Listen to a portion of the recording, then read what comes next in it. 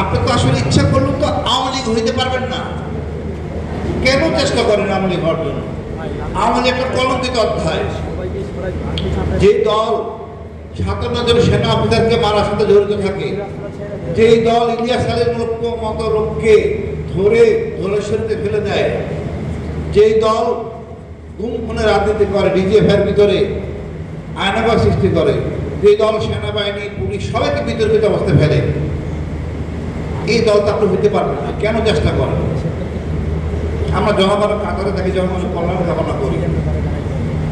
আজকে আমি তারপরে বলা দরকার, আমরা সবাই বাংলাদেশি, এখানে কোনো গোত্র নাই, কোনো বিভেদ হওয়ার কোনো অবকাশ নাই, আমাদের বিভেদ থাকার কোনো অবকাশ নাই। এত সুন্দর দেশ, বিদেশ থেকে আমার বন্ধুরা টাকা পয়সা পাঠায়, আমরা রিসার্চ করবো, যুদ্ধ লাগিয়ে গেছে, এখন আমাদের কি করা দরকার? এই দিকে আমরা না দিয়ে আবল তাবল কাজ করতেছি, এবার নিভৃতিতার পরিচয় দিচ্ছি। একটা বোমা যদি ঢাকা শহরে পড়ে, আপনারা ভাবতে পারেন ক্ষতিটা হবে? আমাদের কি করণীয়, কি আমাদের হাতে কি নাই, আমরা কেউ ভাবতেছি না, একবার চিন্তাও করতেছি না। আমাদেরকে একটা লাইনে যাইতে হবে,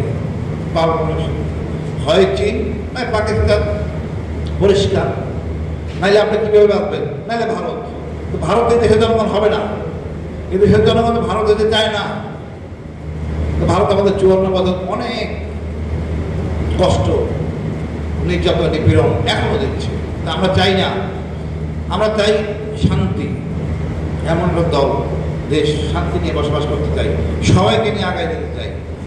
আমার মনে হয় আমরা এইসবের প্রধান ভাই, এনার মহান আল্লাহ কাছে বলবো, ওনাকে বেস্টের সর্বোচ্চ স্থান ওনাকে সম্মানিত করব। উনি একজন অনুকরণীয় নেতা। 54 বছরে শহীদ জিয়া ছাড়া আর কোনো নেতা পাই নাই যাকে আমরা অনুসরণ করতে পারি। দুর্ভাগ্য আমাদের, যদি কেউ থাকে এসবের প্রধান, আর কোনো নেতা নাই যাকে আমরা চোখ বন্ধ করে মানতে পারি। সবখানে বাট পারি, ফর্জারি। আমি বলবো, আমরা সবাই চাওয়া পাওয়াটা কমাই দিই, দেশটাকে নিয়ে সামনে যাই, সবাইকে নিয়ে যাই।